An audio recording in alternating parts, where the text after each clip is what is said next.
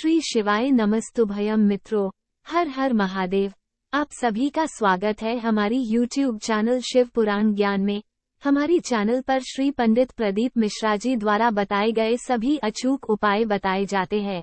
सही जानकारी के लिए हमारी चैनल को अवश्य सब्सक्राइब करें। अपने ही दरवाजे के पास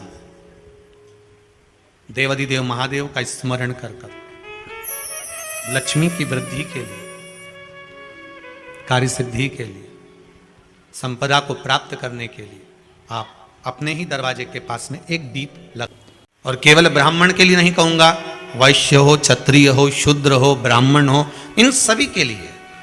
किसी के लिए धन जरूरी हो सकता है, किसी के लिए संपदा जरूरी हो सकती है, किसी के लिए दौलत जरूरी हो सकती है, पर किसी किसी के लिए भगवान की भक्ति ही जरूरी है।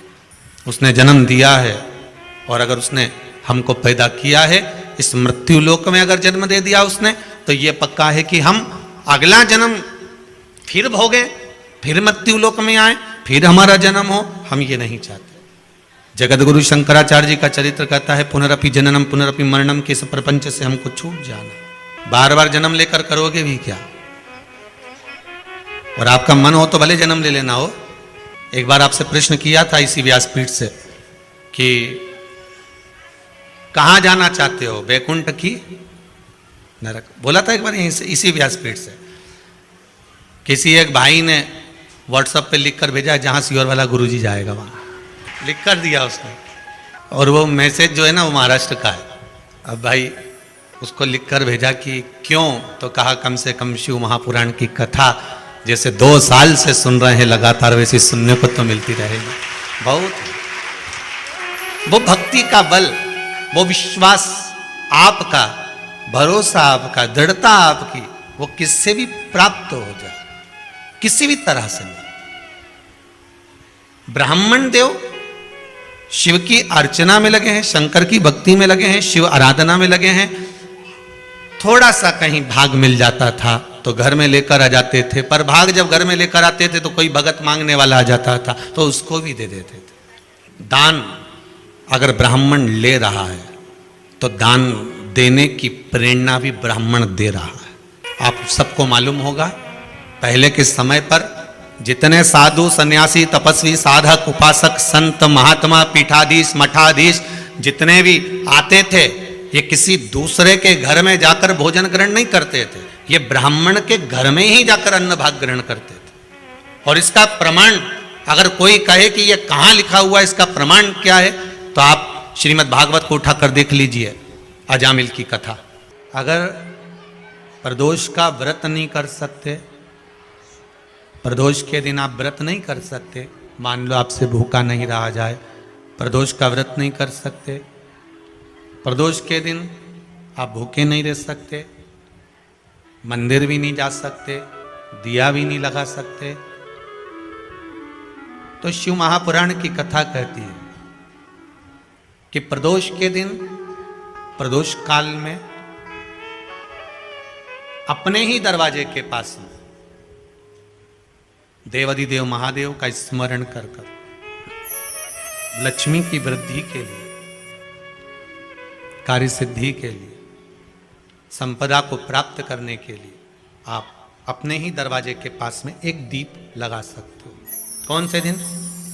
प्रदोष के।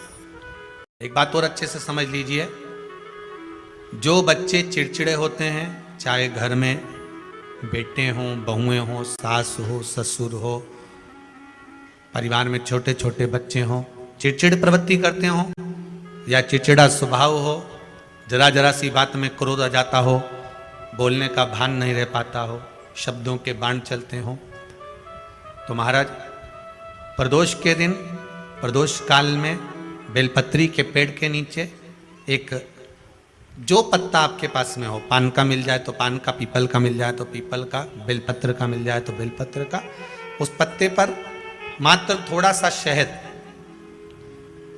और 7 दाने चावल के रखकर घी का दिया लगा दो महाराज, और थोड़ा सा जल हाथ की अंजलि में लेकर भगवान देवाधिदेव महादेव का स्मरण कर कि इस बेलपत्री के वृक्ष के नीचे माता लक्ष्मी, पार्वती, सरस्वती विराजमान है।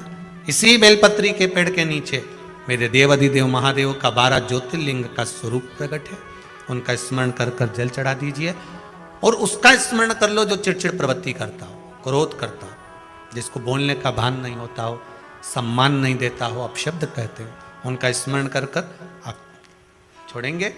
एकदम एक प्रदोष करेंगे, दूसरे प्रदोष तक तो आपको कोई दिक्कत ही नहीं। 2-3 प्रदोष कर कर देखिए, बाबा कृपा करें। बच्चों को पढ़ने का कह रहे हो, पढ़ने बैठो पढ़ने बैठो पढ़ने बैठो पढ़ने बैठो, तो एक आध प्रयास बच्चों के लिए भी कर लिया करो कि भाई ठीक है। जैसे वैकुंठ चतुर्दशी वाला उपाय, वैकुंठ चतुर्दशी के दिन प्रयास करना, बच्चे लोग विद्या में प्रबल होंगे। शिव उपासना का जो फल है वह 1000 गुना। ब्राह्मण देवता आज मंदिर के दरवाजे पर बैठे हुए थे, मंदिर की बुआरी लगाकर बेलपत्री को उठाकर एक बोरे में, एक बारदान में, एक झोले में भर रहे थे। एक बारदान में, एक बोरे में, एक झोले में भर रहे हैं। पहले भी कथा में काज फिर कहते हैं,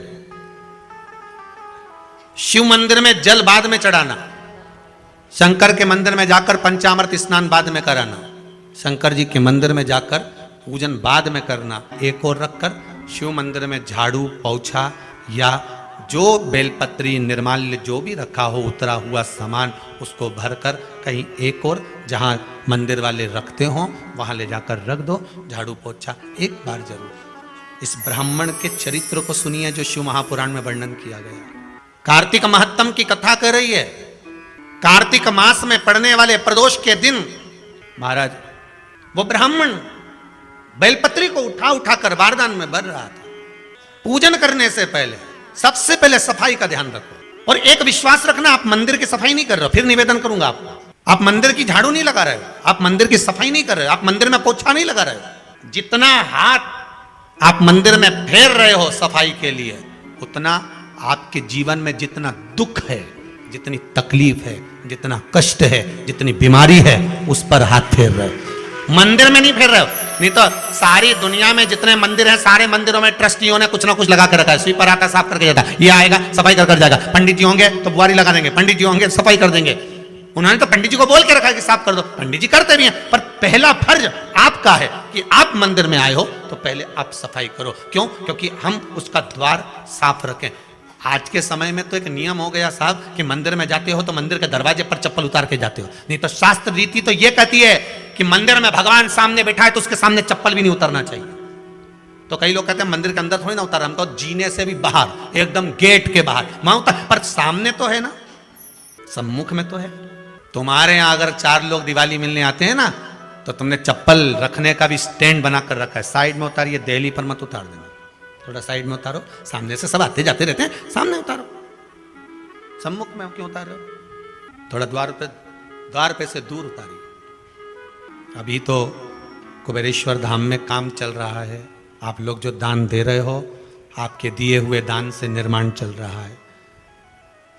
अभी तो आप पहनकर जूता चप्पल भी अंदर आ जाते हो, भले दूसरे मंदिरों में चप्पल पहनकर हमने देखा है, आधिकाधिक मंदिरों में, ब्रजभूमि पर भी बहुत मंदिरों में लोग अंदर जूता पहनकर चले जाते हैं, पर जब तक बाबा नहीं बैठा तब तक तो आप पहनकर आ रहे हो। जिस दिन बाबा कुबेरेश्वर धाम में आकर बैठ गया, उसके बाद वो दोनों गेट पर चप्पल बाहर ही रहेगी।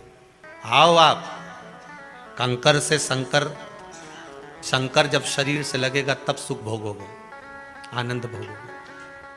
अगर आपको यह वीडियो पसंद आया है तो कृपया वीडियो को लाइक करें, कमेंट करें और हमारी चैनल को सब्सक्राइब करें। श्री शिवाय नमस्तुभ्यम।